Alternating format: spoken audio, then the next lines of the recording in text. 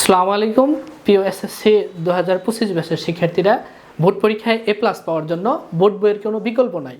তো এই জন্যই আমি তোমাদের আসন্ন রসায়ন পরীক্ষাকে সামনে রেখে রসায়ন বইয়ের বোর্ড বইয়ের প্রত্যেকটা অধ্যায়ের গুরুত্বপূর্ণ বিষয়গুলো নিয়ে আলোচনা করব, যেই অংশ থেকে তোমাদের গুরুত্বপূর্ণ সিকিউ এবং এমসিকিউ পার্টটা আমি সলভ করে দেব বা দেখিয়ে দেব। এজন্য অবশ্যই তোমরা এই ভিডিওটা রান করবে না টেনে, এবং আশা রাখি যে এই ভিডিওর মাধ্যমে তোমরা অনেকটাই উপকৃত হবে। তাহলে আমরা প্রথমেই রসায়নের প্রথম অধ্যায়টা নিয়ে কথা বলি, রসায়নের ধারণা নিয়ে। এই অধ্যায়টা আমাদের জন্য শুধু এমসিকিউ পার্টের জন্য গুরুত্বপূর্ণ। এখান থেকে সচরাচর সিকিউ প্রশ্নটা আসে না।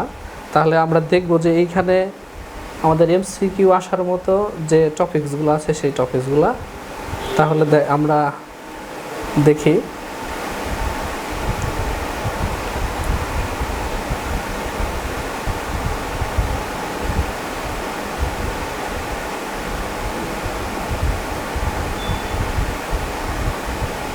এইখানে সবচাইতে ইম্পর্টেন্ট টপিকস এমসিকিউ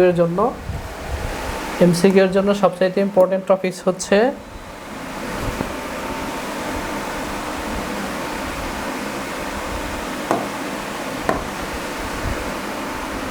সাংকেতিক যে চিহ্নগুলো আছে। সাংকেতিক চিহ্নগুলোর মধ্যে প্রথমেই আমরা দেখব বিস্ফোরক পদার্থ। বিস্ফোরক পদার্থ কোনগুলো? TNT, peroxide, nitroglycerine. এরপর আছে ধার্য পদার্থ। হ্যাঁ, এইগুলো এমসিকিউর জন্য কমন। অ্যালকোহল, ইথার, এগুলো হচ্ছে দাহ্য পদার্থ। এরপরে দেখবো আমরা বিষাক্ত পদার্থগুলো। বিষাক্ত পদার্থ কোনগুলো? যেমন বেনজিন আছে, তারপরে ক্লোরোফর্ম আছে, মিথানল আছে, এগুলো হচ্ছে বিষাক্ত পদার্থ। এরপরে উত্তেজক পদার্থ। কোনগুলো পদার্থগুলো উত্তেজক? অর্থাৎ ডাস্ট, লুগো অ্যাসিড, ক্ষার, তারপরে হচ্ছে নাইট্রাস অক্সাইড, এগুলো হচ্ছে উত্তেজক পদার্থ। এরপরে স্বাস্থ্য ঝুঁকিপূর্ণ যে পদার্থগুলো আছে, এগুলো স্বাস্থ্য ঝুঁকিপূর্ণ পদার্থ কোনগুলা? Benzene, toluene, xylene. অর্থাৎ প্রথম অধ্যায়ের জন্য এমসিকিউ পার্টের জন্য এই অংশগুলো খুবই গুরুত্বপূর্ণ। এরপরে আছে হচ্ছে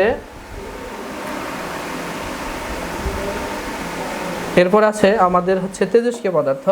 যেমন ইউরেনিয়াম, রেডিয়াম, এগুলো হচ্ছে তেজস্ক্রিয় পদার্থ। পরিবেশের জন্য ক্ষতিকর যে পদার্থগুলো আছে, যেমন লেড আছে পরিবেশের জন্য ক্ষতিকর, মার্কারি, এগুলোর থেকে এমসিকিউ হয় সচরাচর। ক্ষত সৃষ্টিকারী যে পদার্থগুলো আছে, যেমন এইখানে আছে hydrochloric acid, sulphuric acid, sodium hydroxide, এগুলো হচ্ছে ক্ষয়কারী পদার্থ, অর্থাৎ ক্ষত সৃষ্টি করতে পারে। এগুলো হচ্ছে আমাদের এমসিকিউ পার্টের জন্য গুরুত্বপূর্ণ। নেক্সট আমরা চলে যাই দ্বিতীয় অধ্যায়ে। দ্বিতীয় অধ্যায় থেকে সচরাচর এখান থেকেও সিকিউ প্রশ্ন ততটা হয় না, তবে দ্বিতীয় অধ্যায়টা এমসিকিউর জন্য খুবই গুরুত্বপূর্ণ। এখানে এমসিকিউ প্লাস ক নাম্বার যে কোশ্চেনগুলো হয়ে থাকে সেই কোশ্চেনের জন্য খুবই গুরুত্বপূর্ণ হচ্ছে দ্বিতীয় অধ্যায়টা। তাহলে আমরা দেখে নিই কী প্রশ্ন এখান থেকে হয়।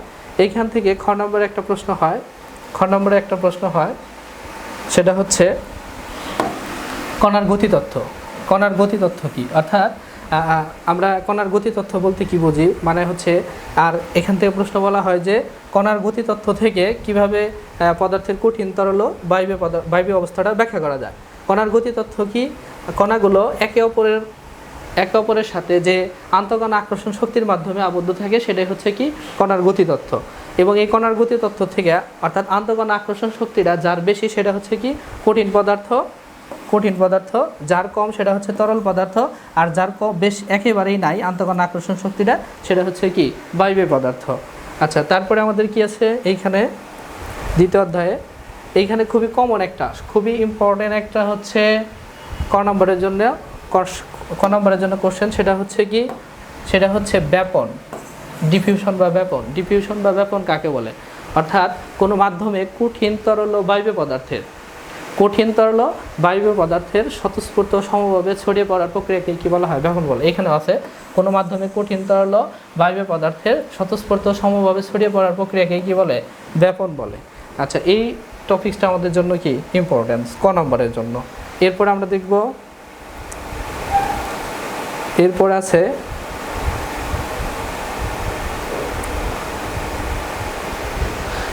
আমাদের হচ্ছে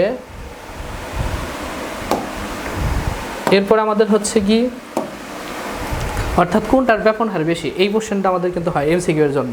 নিচের কোনটির ব্যাপন হার বেশি? সাপোজ আমরা এইগুলো নেব, হাইড্রোজেন নেব, হাইড্রোজেন আছে, তারপরে আছে হিলিয়াম আছে, তারপরে আছে নাইট্রোজেন আছে, দেন আছে আমাদের কি অক্সিজেন। আমরা দেখব যে এটার কোনটার ব্যাপন হারটা বেশি এই গ্যাসীয় পদার্থগুলোর মধ্যে।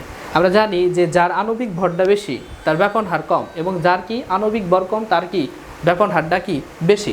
তাহলে আমরা প্রথমে কি করব, এইটার আণবিক অর্থাৎ অক্সিজেনের আণবিক ভর বের করব, তারপরে কি হাইড্রোজেনের আণবিক ভর বের করব, হিলিয়ামের আণবিক ভর বের করব, নাইট্রোজেনের আণবিক ভর বের করব। আমরা যদি বলি যে হাইড্রোজেনের কি অক্সিজেনের কি 16 গুণন কত, 16 গুণন 2 অর্থাৎ কত 32 32, এবং হাইড্রোজেনের কত, হাইড্রোজেনের কত 1 গুণন কত 2 সমান কত 2, হিলিয়ামের কত, হিলিয়ামের হচ্ছে কত 4, নাইট্রোজেনের কত, নাইট্রোজেনের পারমাণবিক ভর হচ্ছে কত 7, তাহলে কি সরি নাইট্রোজেনের পারমাণবিক ভর 14 গুণন কত 2, তাহলে 28।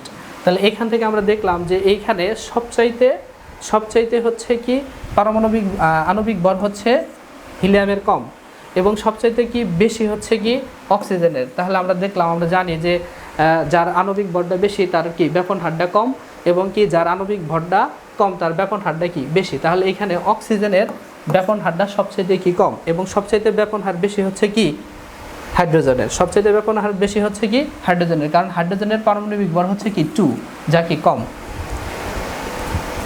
দেন আমরা এখান থেকে এরপরে আমরা একটা সংজ্ঞা পাচ্ছি নিঃসরণ। এরপরে আমরা একটা সংজ্ঞা পাচ্ছি কি নিঃসরণ। নিঃসরণ জিনিসটা কি? অর্থাৎ সরু ছিদ্রপথে উচ্চ চাপের স্থান থেকে গ্যাস সমূহ নিম্ন চাপের স্থানের দিকে সজোরে বেরিয়ে আসার যে প্রক্রিয়া, সেটাই হচ্ছে কি নিঃসরণ। অর্থাৎ এই নিঃসরণটা হচ্ছে আমাদের কি ক নম্বরের জন্য কমন, ক নম্বরের জন্য আমরা কি নিঃসরণটা পেয়ে থাকি, বা বিগত সালগুলোতে এই নিঃসরণটা ক নম্বরের জন্য কি এসেছে। এরপরে আমরা এখান থেকে দেখে থাকি মোমের 3 অবস্থা, অর্থাৎ মোমের 3 অবস্থা। মোম যে কঠিন, তরল আর হচ্ছে কি বায়ু অবস্থায় বিরাজ করতে পারে একই সাথে, সেই অবস্থাটা কিন্তু কখনো কখনো কি খ নম্বরের জন্য এসে থাকে। এরপরে আমরা সংজ্ঞা পাচ্ছি কি গলন। এরপরে কি গলন আর হচ্ছে স্ফুটন। আচ্ছা, গলন জিনিসটা কি? এটা এমসিকিউ এর জন্য কমন, মেল্টিং পয়েন্ট আর বয়লিং পয়েন্ট। মেল্টিং পয়েন্টটা কি বা গলন জিনিসটা কি? অর্থাৎ যে তাপমাত্রায় কোনো পদার্থ গলতে থাকে সেটা হচ্ছে কি গলন। আর স্ফুটন জিনিসটা কি? যে তাপমাত্রায় কোনো কঠিন পদার্থ কি বা তরল পদার্থ কি ফুটতে থাকে, সেই বিষয়টা হচ্ছে কি স্ফুটন। এগুলো হচ্ছে আমাদের কি এমসিকিউ এর জন্য বা কয়ের জন্য কি কমন। দেন আমরা দেখব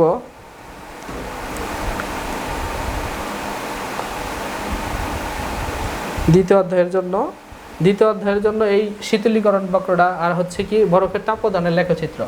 বরফের তাপ প্রদানের লেখচিত্রটা আমাদের জন্য খুবই কি ইম্পর্টেন্ট। আচ্ছা, এইখানে কি হয়?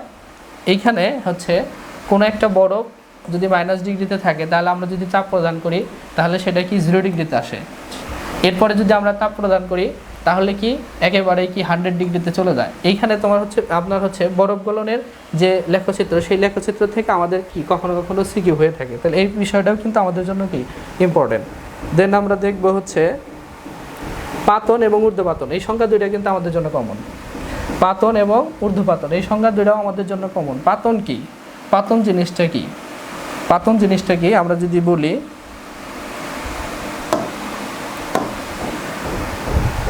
পাতন জিনিসটা কি? অর্থাৎ এখানে আমরা একটা পদার্থকে প্রথমে বাষ্পীভবন করব, সেই পদার্থকে আবার কি করব, প্রথমে তাপ প্রদান করে বাষ্পীভবন করব, এবং সেই পদার্থকে তাপ শোষণ করায় আবার কি করব, ঘনীভবন করব। অর্থাৎ যেখানে একই সাথে বাষ্পীভবন এবং ঘনীভবন হয় সেটাই হচ্ছে কি আমাদের পাতন। আর ঊর্ধ্বপাতন কি? যে সকল পদার্থকে তাপ দিলে, অর্থাৎ যে সকল পদার্থকে তাপ দিলে এরা তরলে পরিণত না হইয়া সরাসরি কি বাষ্পে পরিণত হয়, সেটা হচ্ছে কি ঊর্ধ্বপাতন। এবং ঊর্ধ্বপাতিত যে পদার্থগুলো, এইগুলো কিন্তু এমসিকিউর জন্য কমন। যেমন নিশাদল হচ্ছে কি ঊর্ধ্বপাতিত পদার্থ। এরপর আছে কর্পূর আছে, কর্পূরের সংকেতটা আমাদের জানতে হবে। ন্যাপথলিন আছে, ন্যাপথলিনটা কি আমাদের জন্য কমন। তারপরে কঠিন কার্বন ডাইঅক্সাইড একটা ঊর্ধ্বপাতিত পদার্থ, আয়োডিন একটা ঊর্ধ্বপাতিত পদার্থ, অ্যালুমিনিয়াম ক্লোরাইড একটা ঊর্ধ্বপাতিত পদার্থ। এই টপিকসগুলো থেকে কিন্তু বিগত সালগুলোতে এমসিকিউ হয়েছে। দেন আমরা চলে যাই তৃতীয় অধ্যায়। তৃতীয় অধ্যায়ের জন্য আমরা কমন টপিকসগুলো, তৃতীয় অধ্যায়ে সিকিউ এবং এমসিকিউ দুইটা আইটেমে কোশ্চেন হয়ে থাকে। তো এই ক্ষেত্রে আমাদের এই অধ্যায়টা সিকিউ এর জন্য কি ইম্পর্টেন্ট, হ্যাঁ, সেই সাথে এমসিকিউ এর জন্য এই তৃতীয় অধ্যায়টা আমাদের জন্য কি ইম্পর্টেন্ট। তাহলে আমরা দেখব যে এখানে এই চারটা আমাদের লাগবে, অর্থাৎ মৌলের ল্যাটিন নাম। মৌলের ল্যাটিন নামে যে চারটা আছে এখানে এই চারটা কিন্তু আমাদের জন্য কি ইম্পর্টেন্ট এমসিকিউ এর জন্য। এখান থেকে বিভিন্ন মৌল দেয়, হ্যাঁ, বলে যে এটা ল্যাটিন নাম কি, যেমন সোডিয়ামের ল্যাটিন নাম কি নাট্রিয়াম, হ্যাঁ, তারপরে কপারের ল্যাটিন নাম হচ্ছে কাপরাম, পটাশিয়ামের ল্যাটিন নাম, অর্থাৎ এখানে যে চারটা আছে সেই চারটা আমাদের কি করতে হবে, একেবারেই আয়ত্ত নিয়ে আসতে হবে। তারপরে এইখানে আমরা যে বিষয়টা পাই সেটা হচ্ছে সংকেত। সংকেতটা বিগত সালগুলোতেও আসছে। সংকেত জিনিসটা কি সেটা আমাদের জানতে হবে, অর্থাৎ এটার সংখ্যাটা আমাদের কি মনে রাখতে হবে। দেন আমরা চলে যাই,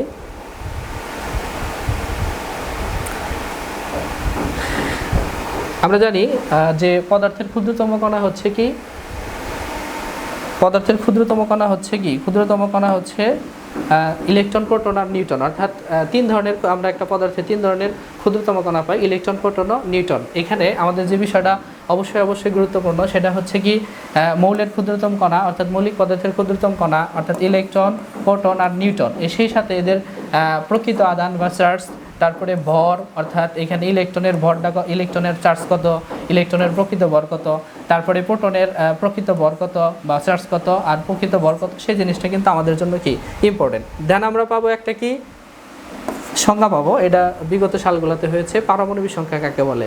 তাহলে পারমাণবিক সংখ্যা কাকে বলে, কোনো মৌলের একটি পরমাণুর নিউক্লিয়াস অবস্থিত প্রোটন সংখ্যাকে কি বলা হয়, ওই মৌলের পারমাণবিক সংখ্যা বলে। কোনো মৌলের পরমাণুর নিউক্লিয়াসে উপস্থিত প্রোটনের সংখ্যাকে ওই মৌলের কি বলা হয়, পারমাণবিক সংখ্যা বলে। এই সংখ্যাটাও কিন্তু আমাদের জন্য কি ইম্পর্টেন্ট। দেন আমরা দেখব ভর সংখ্যা, কি সংখ্যা, ভর সংখ্যাটা দেখব। ভর সংখ্যাটা আমাদের জন্য কি ইম্পর্টেন্ট। হ্যাঁ, ভর সংখ্যা কি, ভর সংখ্যা হচ্ছে কোনো মৌলের প্রোটন অবস্থিত, কোনো মৌলের নিউক্লিয়াস অবস্থিত প্রোটন ও নিউট্রন সংখ্যার যোগফল। কোনো মৌলের নিউক্লিয়াস অবস্থিত প্রোটন ও নিউট্রন সংখ্যার যোগফলই হচ্ছে কি ভর সংখ্যা। যেমন এইখানে আমরা যদি বলি যে এইখান থেকে এটা হচ্ছে সোডিয়ামের প্রতীক Na, উপরে আছে কি আমাদের A, অর্থাৎ এটা কি হইতেছে আমাদের ভর সংখ্যা, আর নিচে আমাদের আছে কি 11, এটা হচ্ছে কি আমাদের Z, ঠিক আছে। অর্থাৎ এটা হচ্ছে আমাদের পারমাণবিক সংখ্যা, এটা হচ্ছে আমাদের কি ভর সংখ্যা। তাহলে এইখান থেকে আমরা কি করতে পারি, নিউটন সংখ্যা বের করতে পারি। নিউটন সংখ্যা বের করার নিয়ম কি, A মাইনাস কত Z, অর্থাৎ এইখানে আমরা কি A হচ্ছে ভর সংখ্যা মাইনাস কত প্রোটন সংখ্যা, যদি আমরা বাদ দিয়ে দেই তাহলে কত থাকে, 12 থাকে। এটার কি প্রোটন নিউটন সংখ্যা হচ্ছে কি 12। এখান থেকে আমাদের প্রোটন নিউটন এগুলো কিন্তু আসে, প্রোটন সংখ্যা কত, নিউটন সংখ্যা কত, হ্যাঁ। তারপরে দেন আমরা দেখব পরমাণু মডেল, রাদারফোর্ডের পরমাণু মডেল। অর্থাৎ এই রাদারফোর্ডের পরমাণু মডেলটা আমাদের জন্য কি ইম্পর্টেন্ট, কারণ হচ্ছে এটা সিকিউ পার্টে আসে। তাছাড়া এখানে এমসিকিউ পার্টের জন্য, এখানে এমসিকিউ পার্টের জন্য যেমন এখানে কত সালে রাদারফোর্ডের পরমাণু মডেলটা প্রদান করা হয়, সেই সাথে রাদারফোর্ডের পরমাণু মডেলটা আদার্স কি ভ্যালু, আদার্স কি নেমে পরিচিত। অর্থাৎ আমরা জানি যে রাদারফোর্ডের পরমাণু মডেলকে সৌর মডেল, নিউক্লিয়ার মডেল বা সোলার মডেল হিসাবেও কিন্তু কি আখ্যায়িত করা হয়েছে বা নাম দেওয়া হয়েছে। তো এই মডেলটা কিন্তু আমাদের কি দেখতে হবে, এই মডেলটা আমাদের সিকিউ পার্টের জন্য কমন। এরপরে কি সেই সাথে রাদারফোর্ডের পরমাণু মডেলের সীমাবদ্ধতা আমাদের পড়তে হবে। হ্যাঁ, রাদারফোর্ডের পরমাণু মডেলের সীমাবদ্ধতাও কিন্তু আমাদের পড়তে হবে। দেন আমরা পাবো ভোর মডেল, ভোর পরমাণু মডেল।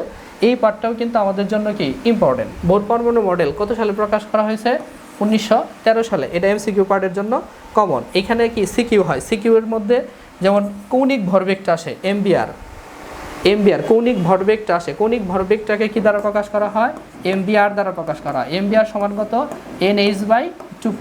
এখানে আমাদের যদি বলে যে দ্বিতীয় শক্তি স্তরে ইলেকট্রনের কৌণিক ভরবেগ নির্ণয় করো, তাহলে এইখানে আমরা যদি বলি কৌণিক ভরবেগটাকে আমরা কি এমবিআর দ্বারা প্রকাশ করলাম, দ্বিতীয় শক্তি স্তরের জন্য অনলি ওয়ান, শুধু এন এর ভ্যালুটা কি, এন এর ভ্যালুটা 2 লিখতে হবে, এবং এইচ হচ্ছে আমাদের কি প্লাঙ্ক ধ্রুবক, আর 2 হচ্ছে আমাদের ফর্মুলা 2, আর পাই তো 3.1416। আর এখানে প্লাঙ্ক ধ্রুবকের ভ্যালু হচ্ছে 6.626 ইন্টু 10 টু দ্য পাওয়ার কত -34।